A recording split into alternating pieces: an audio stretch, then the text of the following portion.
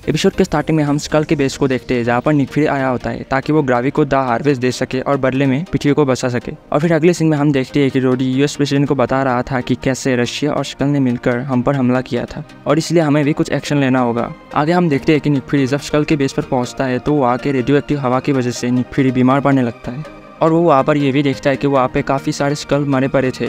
और इधर दूसरी तरफ रोडी को किसी का कॉल आता है जो कि सोनिया किसी स्कल के फ़ोन से कर रही थी और वो रोडी को कहता है कि निक फ्यूरी वहाँ पर आ रहा है और प्रेसिडेंट को सेफ रखना होगा।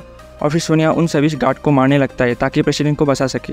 और फिर सोनिया रोडी को किसी तरह पकड़ लेता है और इसके बाद निक फ्यूरी एक रूम के अंदर जाता है जहाँ पर उसे ग्राविक मिलता है और फिर ग्राविक निक फ्यूरी को बताने लगता है कि ग्राविक ने जिस आदमी का रूप लिया होता है उस आदमी को ग्राविक ने ही मारा था जिसके पत्नी और बच्चे थे और वो इसलिए क्योंकि निक फ्यूरी उसे एक मिशन के लिए भेजा था जिसके लिए उसे ऐसा करना पड़ा था। और आगे वो ये भी बताता है कि ग्राविक निक फ्यूरी को बहुत मानता था इसलिए निक फ्यूरी को इम्प्रेस करने के लिए ग्राविक ने उस आदमी को मारा। इसके बाद निक फ्यूरी ग्राविक को वो द हार्वेस्ट जिसमें सभी एवेंजर का डीएनए होता है वो ग्राविक को दे देता है, लेकिन एक डील करता है उससे कि ये द हार्वेस्ट की पावर ले लो और इस पृथ्वी को छोड़ के चले जाओ अपने लोगों के साथ और एक नया प्लेनेट ढूंढ लो।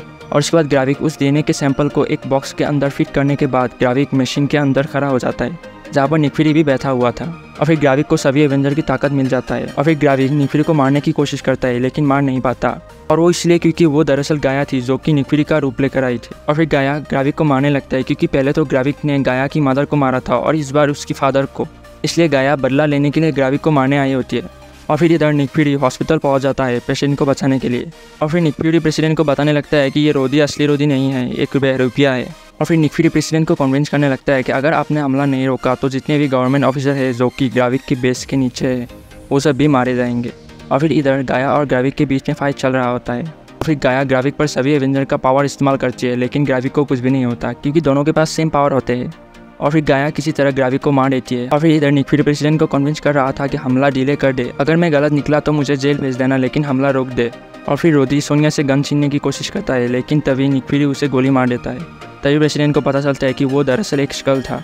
और फिर गाया सभी गवर्नमेंट ऑफिसर को और रोडी को आज़ाद कर देती है।